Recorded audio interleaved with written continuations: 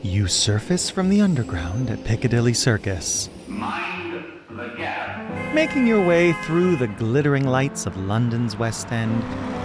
You take a turn down a quaint-looking street into the notorious neighborhood of Soho. The lights are dimming, the crowd is buzzing, and you've just tuned in to the best seat in the house. Welcome to The Big Smoke, a variety show podcast. I'm Kevin Bennett, and I'll be your guide through this experience of comedy, conversation, and community. Yes, there we go. Today on the show, we're powering on the console and diving into the world of video games, from ancient history to digital futures. First up, I sit down with Dr. Richard Cole, exploring his journey from a game-loving youngster to a scholar of classics and digital futures, and how he's brought those worlds together to ask a bigger question. Not just what games are, but what they can be for. From historical storytelling to game labs working for public good, we explore how video games might help us better understand both the past and ourselves. Then we pop into the local for a quick pub quiz. This round, the history of video games. We're also trying something new by bringing you episodes every week. So stay tuned for more fun and games next week, including some brand new parish notices and a special trip to the loo. But for now, let's tune in. Conversation. Dr. Richard Cole is a senior lecturer in digital futures in the Department of Classics and Ancient History at the University of Bristol. His work explores how video games, virtual reality, and AI can open up new ways of understanding history and what it means to be human. So let's press start and say hello to Richard Cole.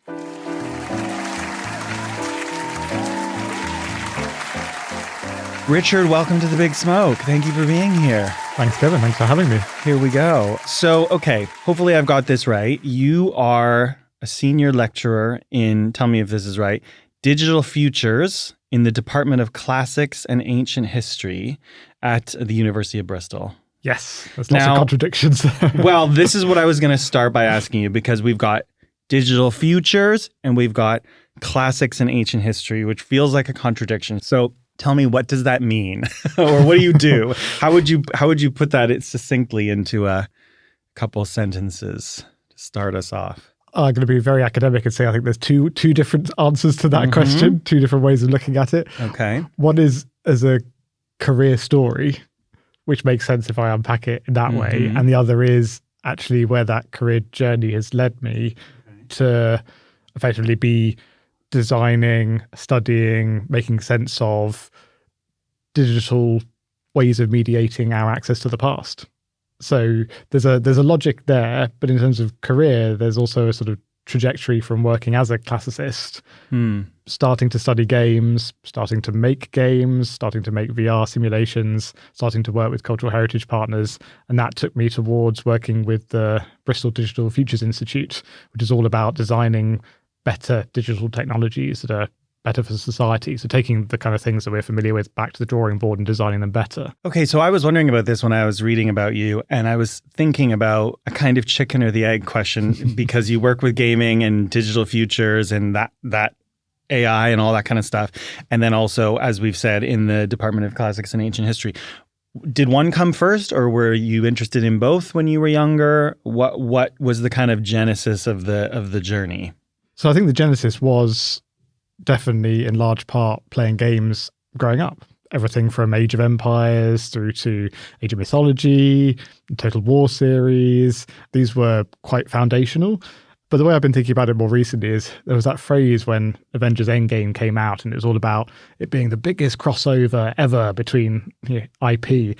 I think as a kid, you're always doing that. You're crossing worlds, you're playing digitally, you're playing offline, you're playing, in my case with Lego on the one hand, then I was going to school and had the fortune to study Latin and was encountering classics there. Then I was reading novels set in the past, and I was playing games set in the past, and watching films set in the past. And none of these things were the sole kind of origin story, but it was like all of those things together, that kind of crossing worlds and experiencing the past through all of those different forms of mediation, that was the kind of the nexus. And when you say, just so I know, some of these things I'll need broken down in a really simple way, just for me, not coming from this world. But when you say the IP, was it Avengers Endgame that you just mentioned? What do you mean that was one of the people said it was the first kind of crossover? What's the crossover in that? Also, of course, so the crossover there was like bringing characters from lots of different story worlds within the Marvel cinematic universe into a game. In this case, into actually just one film. I see. But actually, that has been the case as well, where they've translated these characters across games, across films. So I think it's something we see a lot more in our media landscape than when I was growing up, where you might get, one IP that would break out, like Pirates of the Caribbean had games inspired by it, but it was a little bit more, you had to do it yourself. Whereas now, we're sort of surrounded by huge IP that is across every platform. And actually, it's funny that you talked about it's sort of starting from the playing games when you're a kid, because I always love to ask people in my life who have maybe a deeper or connection to the topic or more knowledge of it than me with whatever topic we're talking about on the podcast. So my producer, Alex, is a gamer, loves playing games. And he wanted to know what was the first game that you got into, or he also said the first console, but like, was there a game that you played religiously growing up? Was there sort of one thing that you were obsessed with the most or passionate about the most? That's a great question. I do have a favorite console growing up. That was the Nintendo 64, but mostly because my brother had it, and so we played it together. So we had those early, competitive playthroughs of GoldenEye. When did that come out? Because I actually remember, not being a gamer, but I do remember that being a big thing. Was that the 90s or early 2000s? Yeah, okay. So it was in the 90s, and or at least I was playing it in the 90s. I can't remember the exact date it came out. So that was from the console side of things. From the sort of PC gaming side, which was the other side I really enjoyed, which was more kind of at that time pre-internet or kind of early dial-up, was sort of playing offline. For that, it would have to be, again, the sort of history games like Age of Empires, but also a lot of strategy games, Command and Conquer, those sorts of games were really interesting to me. Again, they often combined sort of really interesting cinematics with game play. So there was a way in which you're watching films of that era as well, kind of just bled through into playing games. Let's talk about how classics and history comes into this. When you decided to go to uni and started thinking about careers and jobs, what was the direction you were taking? Were you studying game design? Were you studying antiquity? Were you trying to do both at that point? What was going on there when you started thinking kind of career? Yeah, so I was quite good at school at the sort of humanities subjects, and classics or classical studies was one of them. So not the languages, but the culture and the history. That's what had always interested me. So that's why I chose to do a university, actually specifically focusing on the history, which was something I hadn't had the chance to do before. I wasn't necessarily thinking about games at all then. I was still playing them alongside, and it was this sort of parallel interest. But then going to the University of Bristol was very fortuitous, because they had pioneered this idea of classical reception. So how later societies, later media have received aspects of the ancient world and transformed them in the process, passed them on in different ways. So there was a sort of an interest and expertise in my undergraduate degree that opened my eyes to the fact that I could think about the other things that I'd been always engaging with in a more critical way, to think about what they were doing with the ancient world and how they were actually fundamentally opening up doors for people to enter thinking about the past, as they had for me. So that was the moment those ideas started to come together. And then it was for my postgraduate work that I started to actually study historical fiction, study film, study games, study books, study theatre, study all the different ways in which the ancient world has come down to us. What's your do you have a favorite aspect of the ancient world? Is it ancient Greece? Is it, the Roman Empire? Do you have a specific kind of area, or are you sort of interested in all of it? I'm definitely interested in kind of cultural history across Greece and Rome. I've definitely focused in some areas on kind of slightly less studied areas. So I was really interested for my PhD on late antiquity. This is the kind of transitional period in late Roman history between the Roman Empire sort of starting to fall apart and then what comes next. And there are some really interesting historical characters, some great fiction that's been told about these characters from kind of the 1800s to today, but it's lesser known. It's not as well known as kind of, Caesar and the rise of Rome and all these things. It's less represented. So I was interested in that for my PhD, but I've also worked on religious experience in the ancient world. In ancient Greece, I've always been interested in myth and the stories that we tell and retell, and then kind of Roman social and cultural history has always sort of, I guess it is social and cultural history has pretty much been my interest, and I'm a bit more agnostic about where and when. So you talked about, I'm interested in, you started studying games, but also films and theater and different storytelling representations of history and antiquity. When it comes to video games, I guess I'm interested in, first of all, are there particular games that you think represent the ancient world really well? But also, what have you found that you can get, for lack of a better term, from a gaming experience compared to maybe a film that represents a certain era? Yeah, of course. So I think there's a couple of answers I could give to that. One is or stems from something that I'd sat down and written about as my first kind of contribution to this area, which is how games set in the ancient world, or games set in the past more generally, one of the things that they do when they build their world is they mash up elements of the past, elements of cultural history, elements of reception, and they put it all together. If you think of a game as a mashup, I think we start to understand what it is they do. So something like Assassin's Creed Odyssey was my case study for this. A game built by Ubisoft, came out in 2018. And, in the opening sequence, there's a whole aspect of that looks just like the film 300. At the same time, they're riffing off and quoting directly lines from Herodotus and Thucydides, ancient Greek historians. So you've got this kind of cultural mishmash going on. And then what they allow the player to do is do more of that. So the mode of interaction is, I will, in this game, take a picture of myself in front of an ancient building doing something very silly. But that's that very playful mode where you're allowed to take elements of the game, change them, and that can go as far as modding the whole game and adapting it according to the ways you want to, which some games allow you to do. So to me, that was something that sort of really unlocked a different way of thinking about what the medium provides. It's films could be a mashup, but they don't then allow you to go and do that mashing up. And I think this is the core thing, that games have that interactivity at their heart. But I always think it's not just that. Like interactivity, yes, we could kind of interact with fiction, with theatre. There's always been interaction embedded in other mediums, whether it's improv theatre, whether it's audience responses, whether even it's at a more intellectual level. But games, interaction is at their core, but it's always kind of what is that interaction doing with the past? And that's what I was interested in trying to unpack. Is there a particular insight? This is a very specific question, but I was just thinking in this, when you started to investigate this area, is there a particular insight or example of something that you've realized about a certain period or civilization from history that you wouldn't have maybe gotten again if we were looking at a different medium, reading historical fiction or a film or something like that? I'm just curious because I'm interested in the mashing up and the participation aspect of it. Are there things that you can think of that you went, I wouldn't have thought of that if I hadn't been doing it in this game-based way? Yeah, absolutely. I think two answers to that again. One is that if you start making a game, you realize just how much you need to know about the past to be able to represent it. And those are questions you fundamentally don't tend to ask as an academic or as a researcher.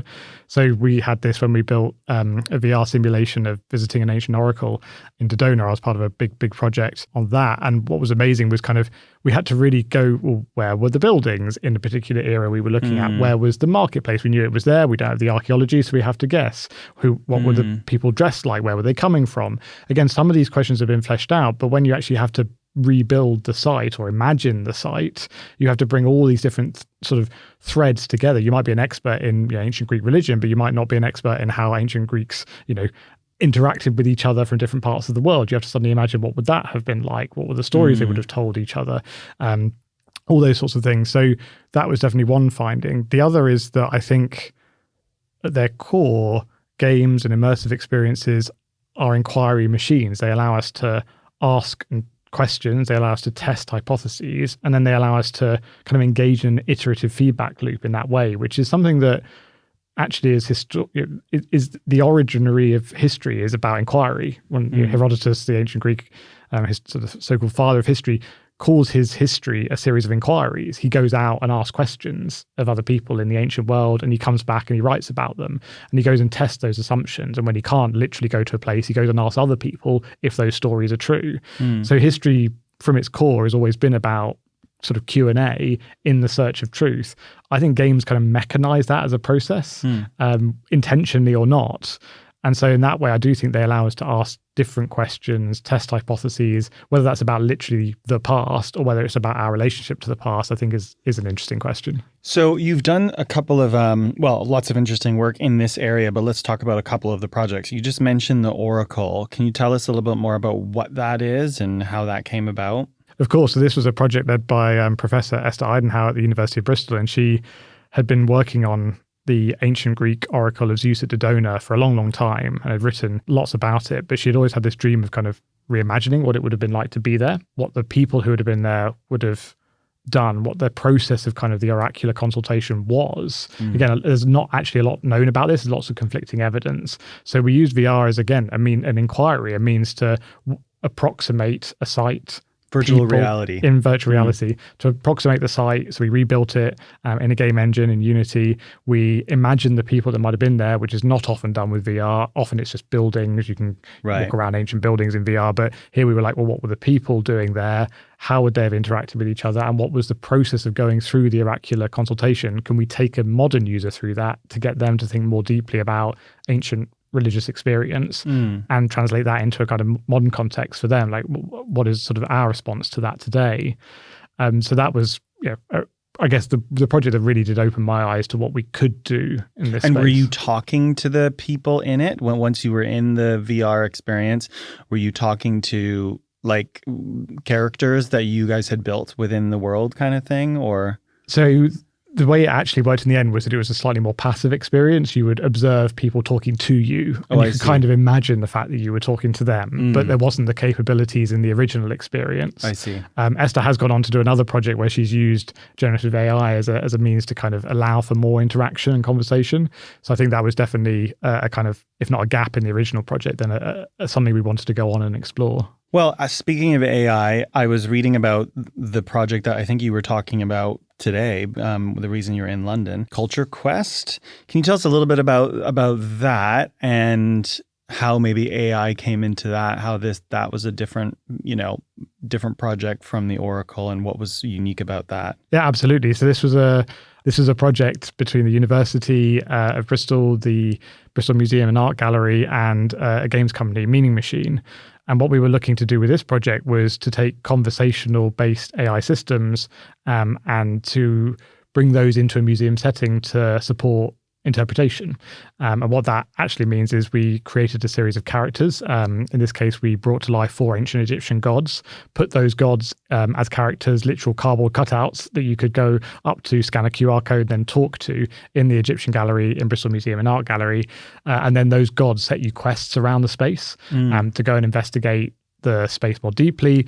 The gods had an understanding of their location in the gallery, of ancient Egyptian belief and myth and ritual, and they also had this whole kind of things they needed you to do to complete a particular quest journey.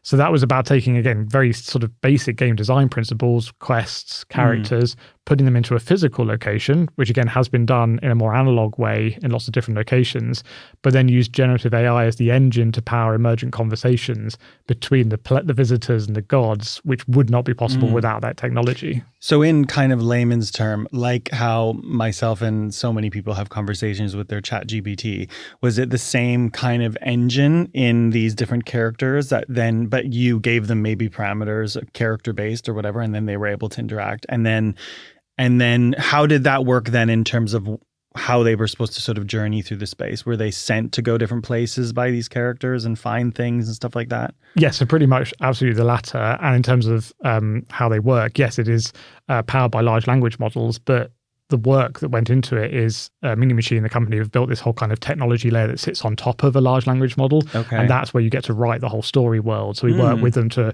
flesh out all the characters, to give them a real personality, to give the whole quest sort of a structure, and then to also work with the museum to input a whole series of sort of resources the museum has, all of their data and back end, which allowed the characters to then talk knowledgeably about the space they were in without only relying on, or indeed actually a tool sometimes relying on, the LLM that underpins that. So that gave the characters kind of validity in the space. But yeah, it still had that emergent property of kind of conversation.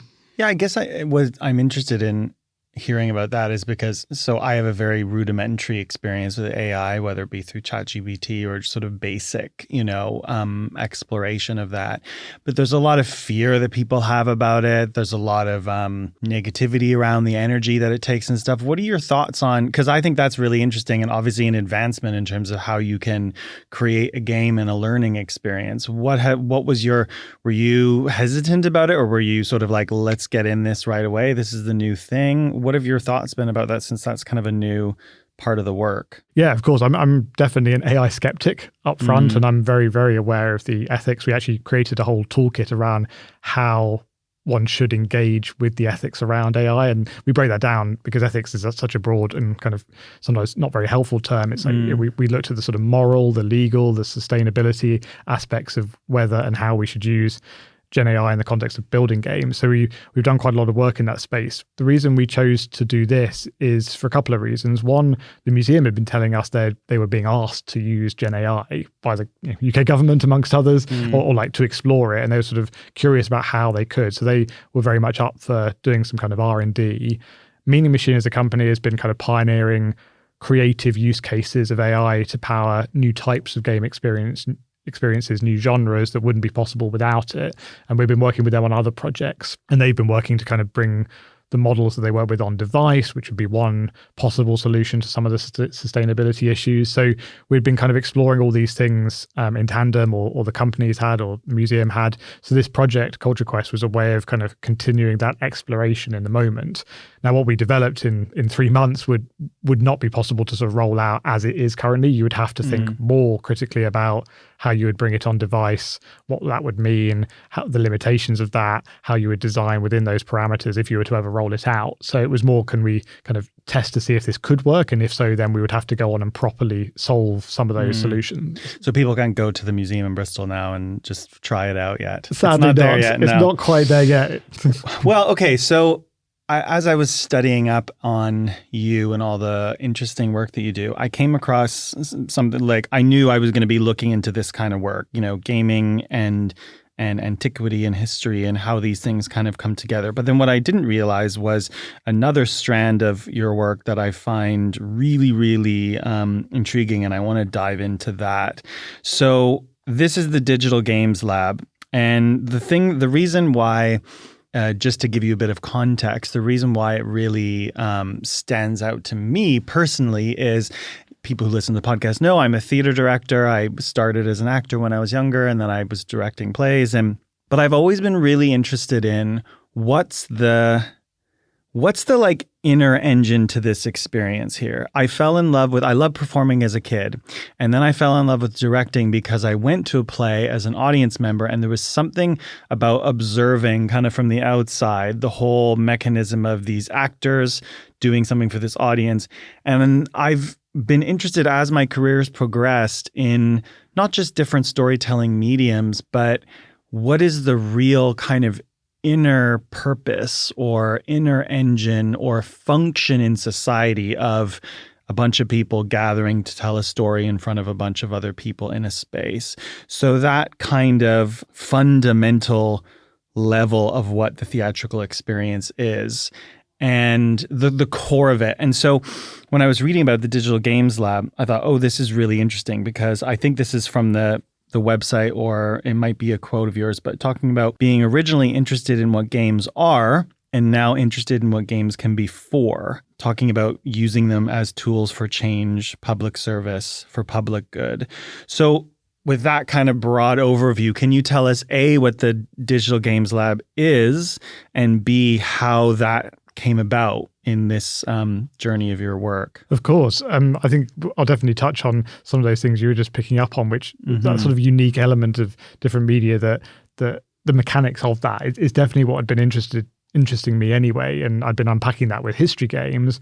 And then the sort of fortune of working on projects where we were crossing the university, education. With the Oracle project, we worked in schools. With Culture Quest, we were working in a museum, and then games companies. I'd sort of been in these projects that triangulated these different knowledge bases, and we were only able to make the thing we were able to make by bringing those things together.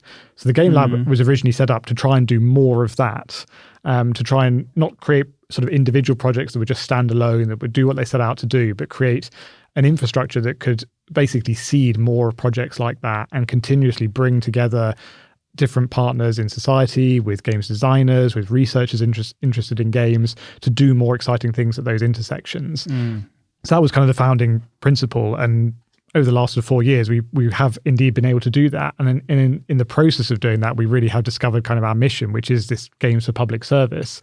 It's about using games design principles across what we do. So on the one hand, we run game jams with civic society partners. We have worked with people like Natural England to run a game jam to explore new ways of sort of doing public engagement with protected sites, especially ones that are kind of close to cities.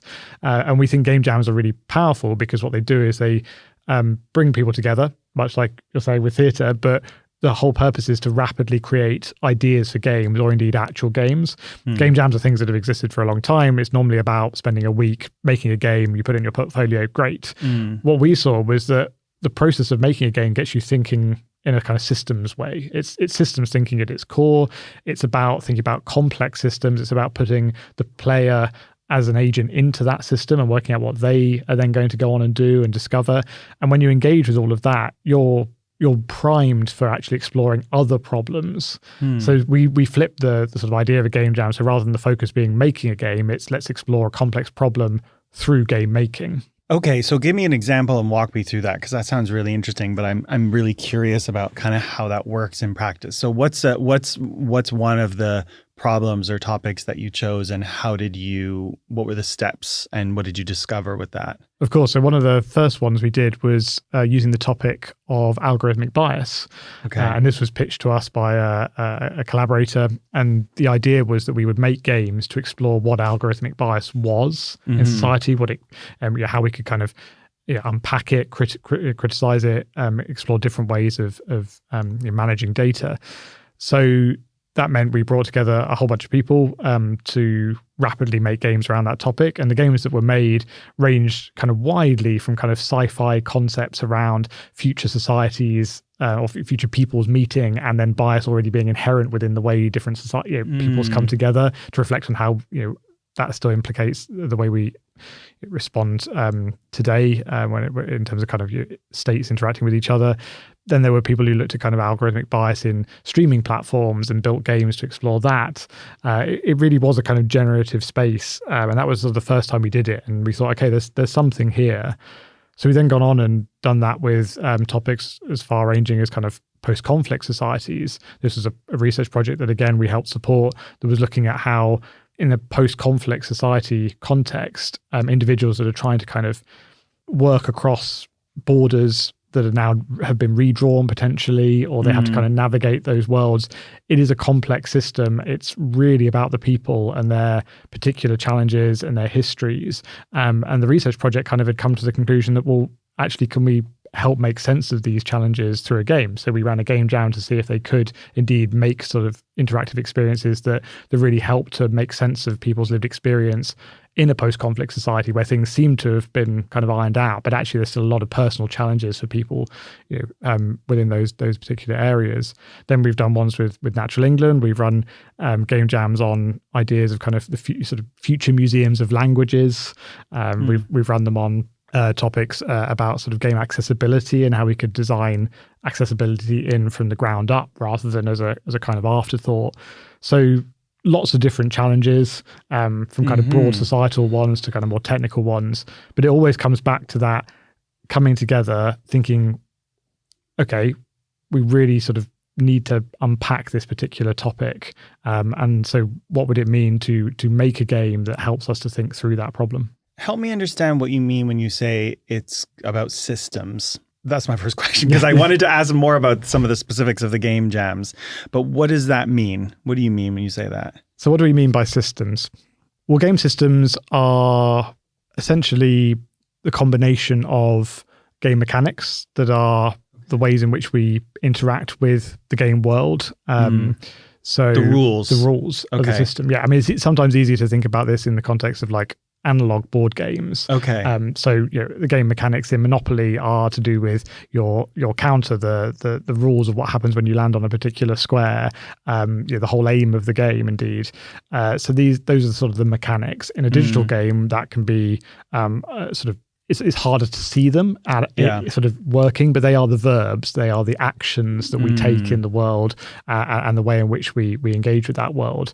So the mechanics are one aspect, and what you can often do in a game jam context, as we have done, is really lean into what that affords you in terms of thinking. It's like, okay, so if I interact with this system, what can that do to help me explore the problem? So in one case, we looked at building a game around postnatal depression, specifically for fathers, because sort of about 10% of fathers experience postnatal depression, 15% of mothers, but for fathers it's not actually diagnosed, and there's very little resources.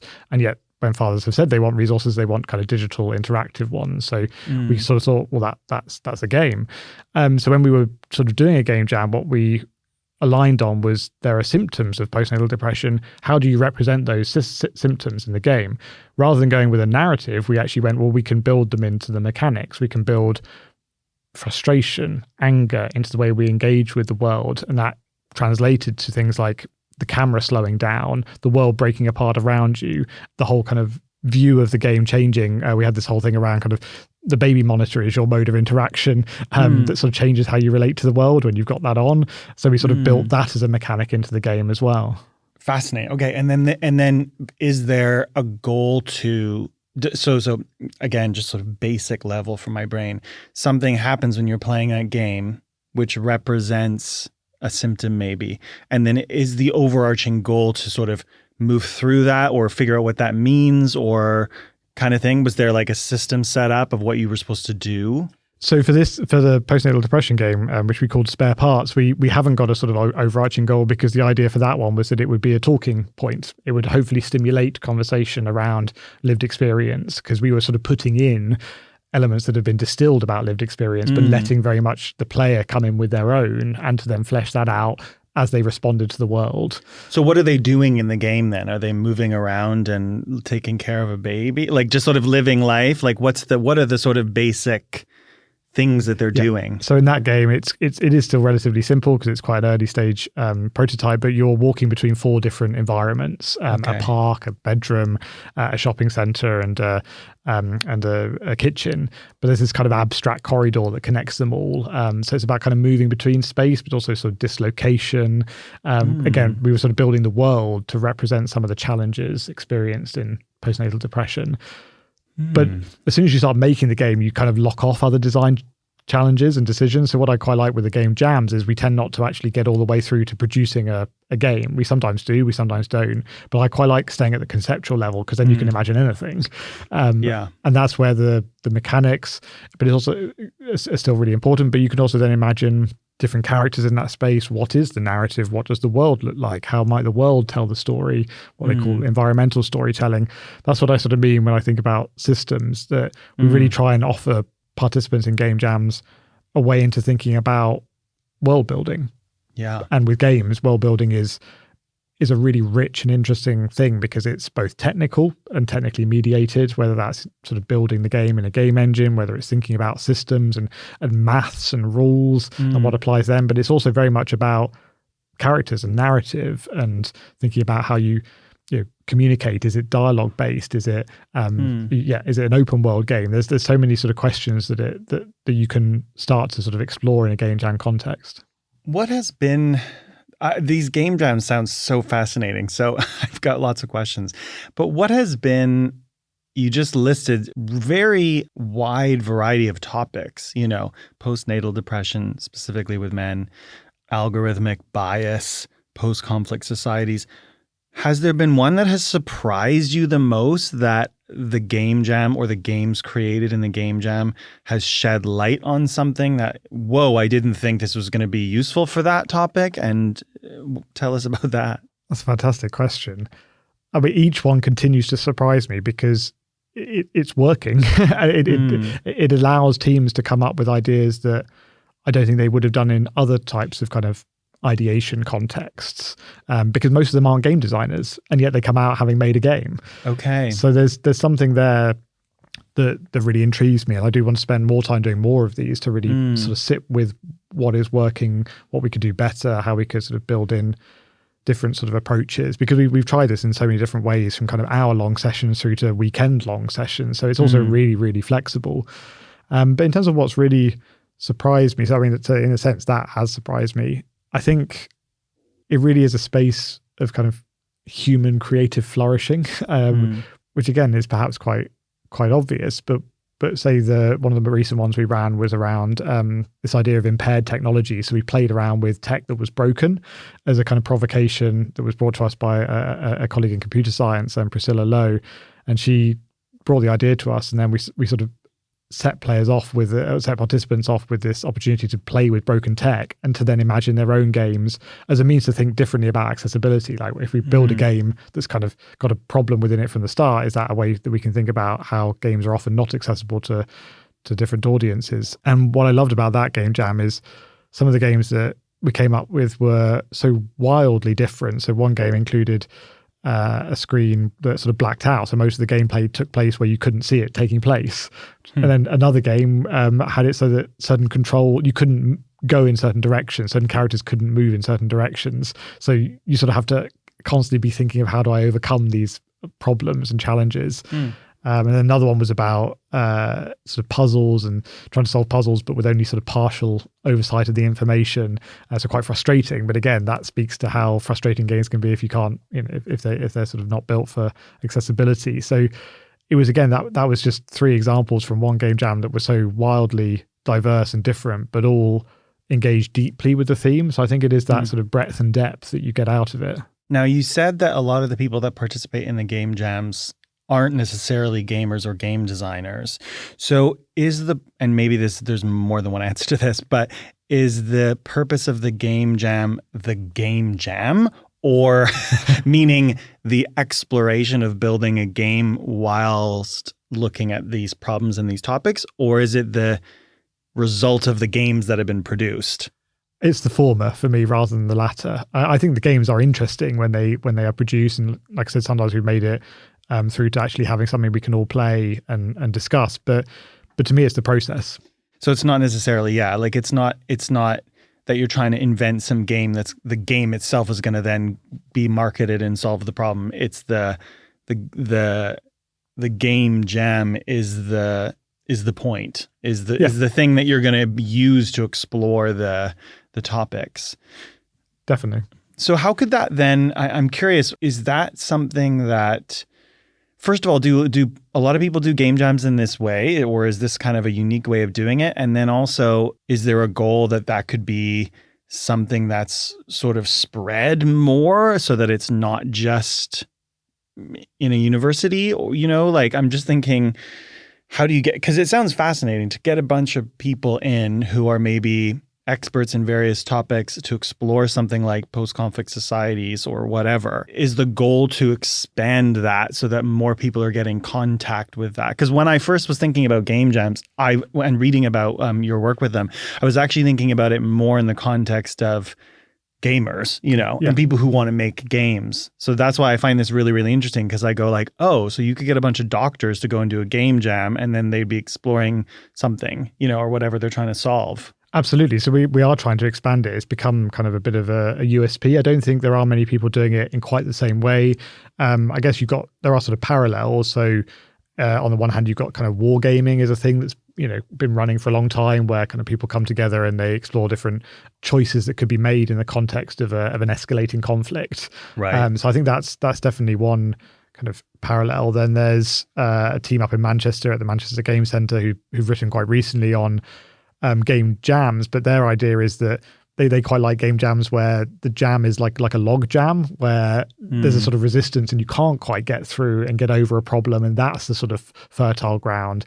And that's slightly different from our take, which is again about process. It's about going through the process rather than about coming out with a final output. It's not about getting stuck necessarily as much as kind of almost leaning into the affordances of the kind of quick iteration process in a game jam context, where you're like, oh, let's try this, maybe we should add that, let's try that feature, let's think about that, and going through that really quickly, and that helping you to explore something. So actually we quite like the smoothness of that versus the complexity and the friction of the topic, and putting those two things together.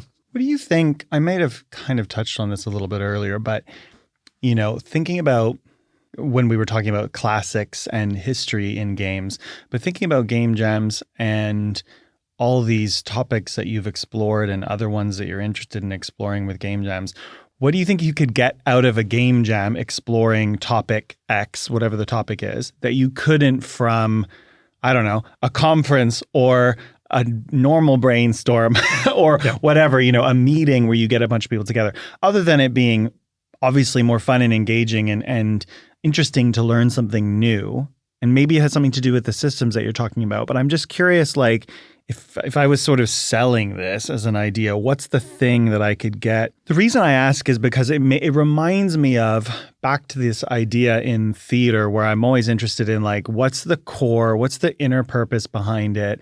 And there's a lot of work that people do, you go into a prison and you put on a play, or you do theater work in a senior's home, and that gives something. It gives connection, it gives communication, it gives storytelling and empathy, and I can kind of list the things. So I'm curious, from a games perspective and a game jam perspective, what is it that a game jam can give to a topic that another format might not be able to? So I think for me it's back to that inquiry machines aspect. I think games as systems that allow us to ask questions, test assumptions, and go through that process iteratively is something that's, if not unique to games, and is something that games really surfaces differently. So absolutely, there are things like design fiction sprints. There are kind of filmmaking in a kind of ethnographic way. There's a kind of performance art methods that you can use in the moment to explore different things like bodily movement. And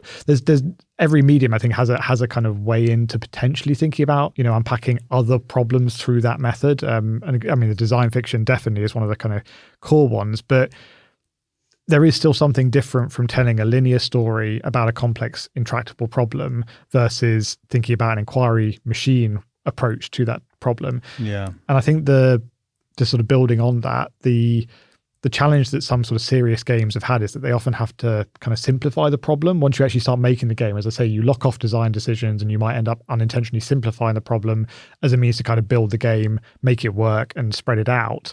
But when you're in the game jam, you're not restricted in that way. You're free, but also very bounded in the moment creatively by, like, how do I understand the game? What does the game mean to me? And can I sort of make the most of that in the moment with the team around me? And the other aspect for me is it's that kind of creative synergy between teams that have widely different kind of expertise that, again, is something that games actually require. And I'm not saying that film and fiction and other things don't require kind of multidisciplinary teams. I mean, film absolutely does.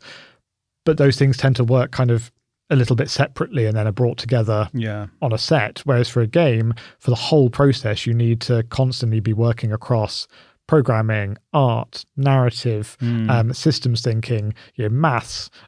It all comes together. And so to me, I think it's also about that kind of the way that games are like interdisciplinary objects themselves, and they require interdisciplinary teams. And then if you distill that down and you think about them as these inquiry machines, I think it's that intersection that allows the kind of game jam to work in a way that other methods are not quite the same. So interesting. Is there any, just before we move on from the game jams and the Digital Games Lab, are there any topics that you want to do a game jam on that you haven't, that you're like thinking, oh, it would be so fascinating to explore this? Yeah, so history was actually one of them. I'd done a few history jams, but hadn't actually done as many of them as all these other topics that were really interesting. So next week, actually, we're doing a series of kind of 5 or 6 short hour-long sprints, but we've given them a kind of really tight sort of framing so that we can really try and get the most out of 1 hour, which is topics like design a game using only existing digital assets. So it's effectively like modding a game, but only with the stuff you already have. So like, what can we do differently with what we have?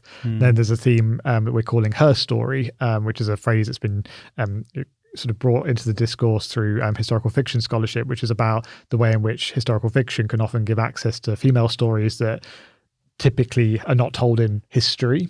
And so we're like, well, can we design a game with only female historical characters? In an hour, off you go. It's those sorts of things that, again, I think we've been debating some of these ideas. They've been a really important contribution to the discourse, but I really like that idea of bringing design into it and thinking, well, can we actually think differently? Can we therefore go off and build better games that are more representative, that are more sensitive to different cultural issues, that are more diverse by taking these design principles? So then it's not just a game jam. It's not just about hopefully improving your thinking in the moment, but it's like, can we actually use that to ultimately spread better ideas through the game's ecosystem?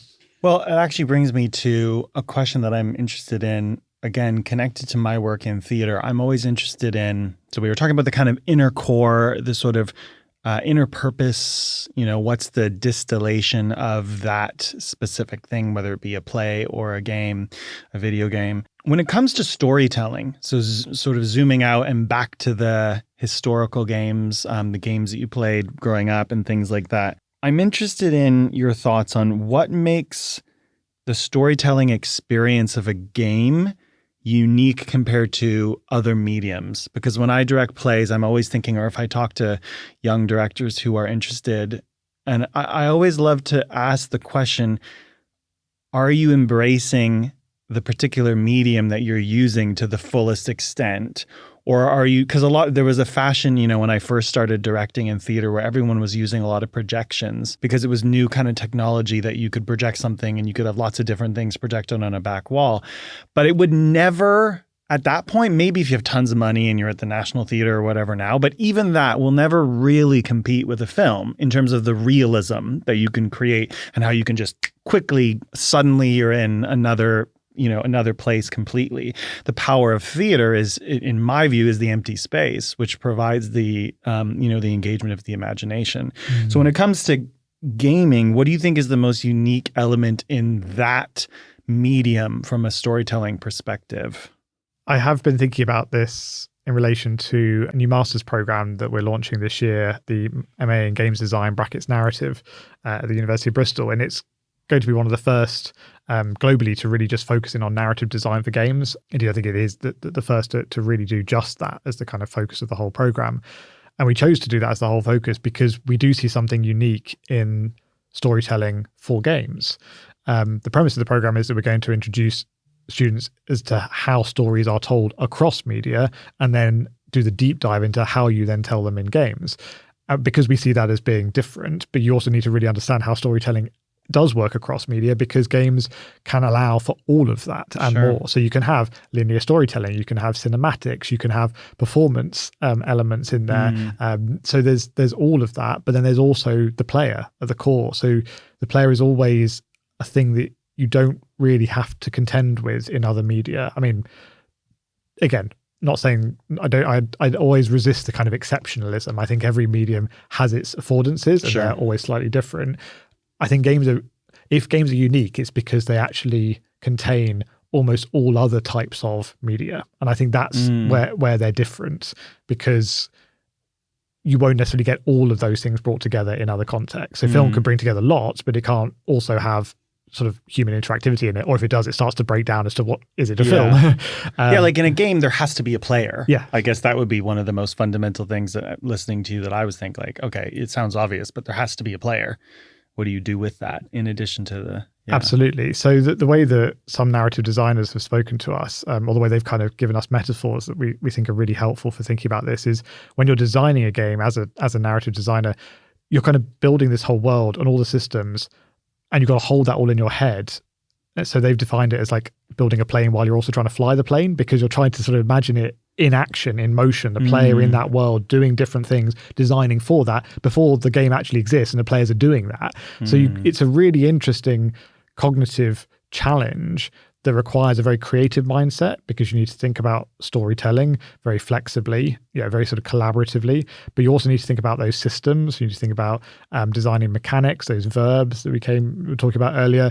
And then you need to be kind of bringing all of that together and understanding the different disciplines and roles that are needed to bring that all to life. And so that's where we thought narrative design was actually really underserved from a kind of educational perspective, because the industry either relies on people who've done kind of script writing or kind of come from a creative writing background, which is something that I've experienced myself. My master's was in creative writing. I know how linear storytelling works, and I've practiced in that, but that is fundamentally different from writing for games. So what we were trying to do was distill a program that would properly service this kind of technical creative role that narrative design is in a games context. And again, we've heard so much from the industry that it is hard to get into it because of the fact that there aren't these sort of obvious paths. Narrative designers might have to be working across all the teams. They might be sole writers themselves on they might be the only writer on the whole project, but they also still need to be able to understand everyone else's work on that project. Or they might be entire teams coming at it from lots of different angles, only writing snippets in the whole thing, and then having to kind of fit that work in with their whole team. So again, it's a really interesting role within the industry that has all these different elements to it, and there isn't much standardization. So we're really trying to kind of understand the challenges and build a program that can help to sort of support the writers of tomorrow for writing for this medium. It's interesting. So I guess it would be, if I were to say that kind of in one sentence about this question of, what is unique about the storytelling medium of games, it's the player aspect. There are participatory aspects of things, like some theater is participatory, for example, but there has to be a participatory or like a player. And then there's kind of every other element in one. Yes. Sort of cinematic and role play and all these different things. So it's that participatory angle, but also every other medium in one way. Yeah, and those two colliding. So interesting. And actually, I'm glad you brought, because I wanted to ask you about so the MA in games design with a focus on narrative, first one of its kind. If people are interested in finding out about that, that's starting up this year or next year? This September. Okay, so if people are interested in that, how can they? I guess they can go to the Bristol, University of Bristol website, the Game Lab website, yeah. Okay, that's exciting. And so how many people are participating in that in the first year? We're hoping to have about 35. Oh, wow. Oh, my gosh. For an MA, I always think of like a lot of theater directing MAs will have like two people, 2-3 people. So 35 people. Wow, that's exciting. It's a 2-year or 1-year course? It's a 1-year course. 1-year course. Okay.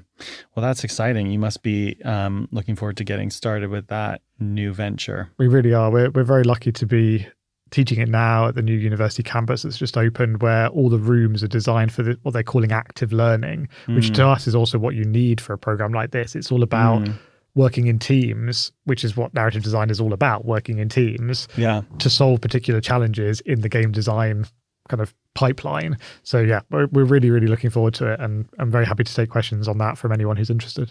Well, we'll put links in the show notes. It sounds absolutely fascinating. University of Bristol. I've never been to Bristol. Glad you could make it out to the Big Smoke here in London. What would be one favorite thing about Bristol before I let you go? Because I've heard it's a really cool place. Oh, that's a tricky one. I'm sure there's lots of different things.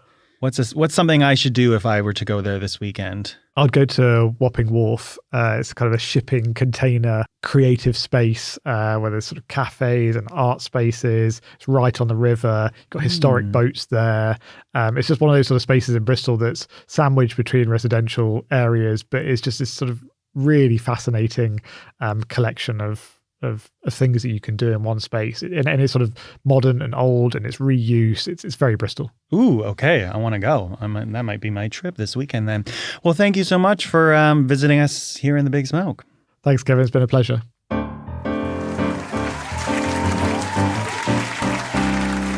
After all this talk of futuristic gaming, I'm curious about the humble beginnings. And if I'm honest, a little thirsty. So let's pop into the local for a quick pub quiz.